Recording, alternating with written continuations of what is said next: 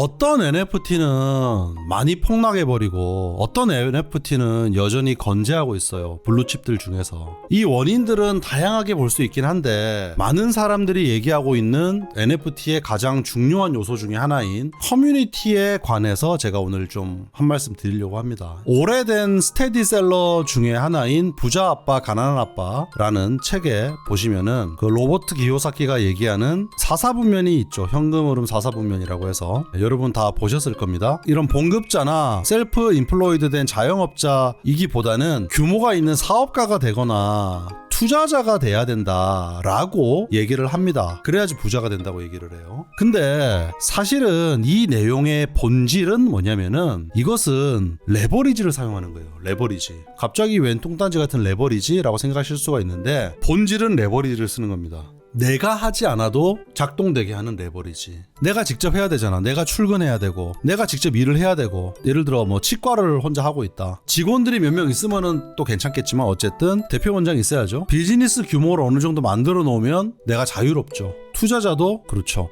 사업은 어때요? 사업의 본질이 뭡니까? 사람을 조달하고 투자자들한테 돈을 조달해가지고 인적자원, 물적자원을 레버리지 해가지고 하는 게 사업이에요. 투자는 뭡니까? 투자 동안 사람도 물론 레버리지 합니다. 리서치 같은 거를 여러 명이 같이 리서치를 공동으로 리서치를 하고 그 다음에 자금을 레버리지를 쓰죠. 여러분 뭐 선물시장 같은 데서 레버리지 써보셨잖아요. 결국에는 레버리지를 다 갖고 있는 거예요. 그만큼 위험하기도 합니다. 동시에. 근데 어쨌든 이 레버리지를 이렇게 가지고 있는데요. 제가 NFT 얘기를 하면서 왜 갑자기 레버리지 얘기를 하냐. 많은 사람들한테 NFT는 소수의 사람으로 큰 비즈니스를 일굴 수 있다고 인식되어 있어요. 실제로 그러하죠. 왜냐면은 제가 지난번에 그 유가랩스의 그 CCO 마이클 피기 인터뷰 영상을 여러분들께 제공을 해드렸는데 거기에도 보면 뭐라고 그럽니까? 파리 블록체인 위크에서 인터뷰를 하시면서 1년 전만 해도 지금은 직원이 130명이지만 1년 전만 해도 직원 13명이었다 그러거든요. 근데 그 1년 전이라는 게 유가랩스가 4빌리언 달러 5조 밸류로 투자 받을 때입니다. 직원 13명으로 5조짜리 밸류 투자를 어떻게 받습니까? 역사상으로 다 찾아봐도 거의 없는 케이스예요.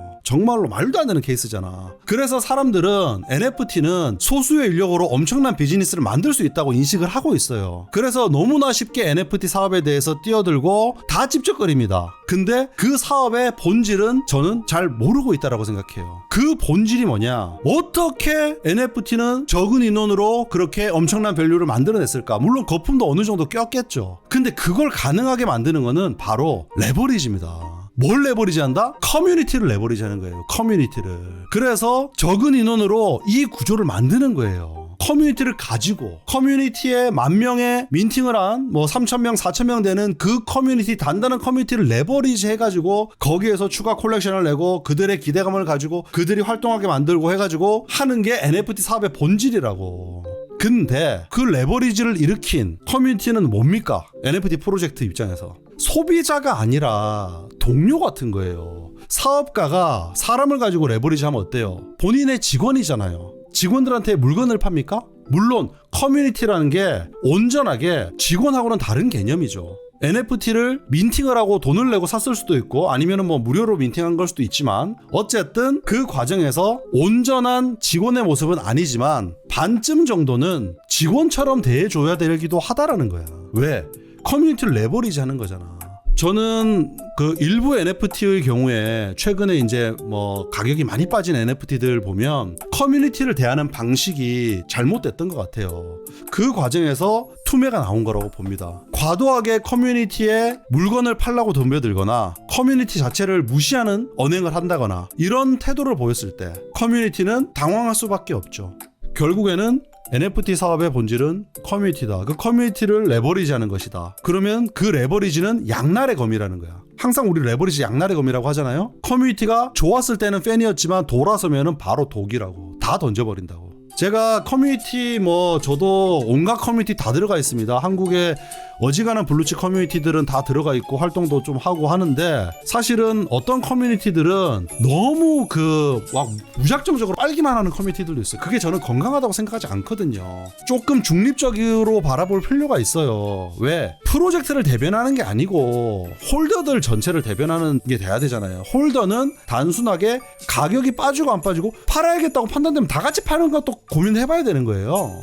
그래서 저는 균형 잡힌 생각들을 다 같이 좀 할 수 있었으면 좋겠다. 그 얘기를 좀 여러분들하고 나누고 싶어서 얘기를 좀 드립니다. 그래서 제가 뭐 어떤 특정 NFT를 두고 얘기한 건 아니지만 이 프로젝트 갖고 얘기하는갑다, 저 프로젝트 갖고 얘기하는갑다라고 감이 오는 것도 있을 겁니다. 근데 사실은 제가 말씀드린 이 커뮤니티를 레버리지 한다는 개념을 제대로 쓰고 있는 프로젝트는 매우 극소수입니다. 그 극소수의 프로젝트들은 여전히 블루칩으로 이용을 자랑하고 있고요.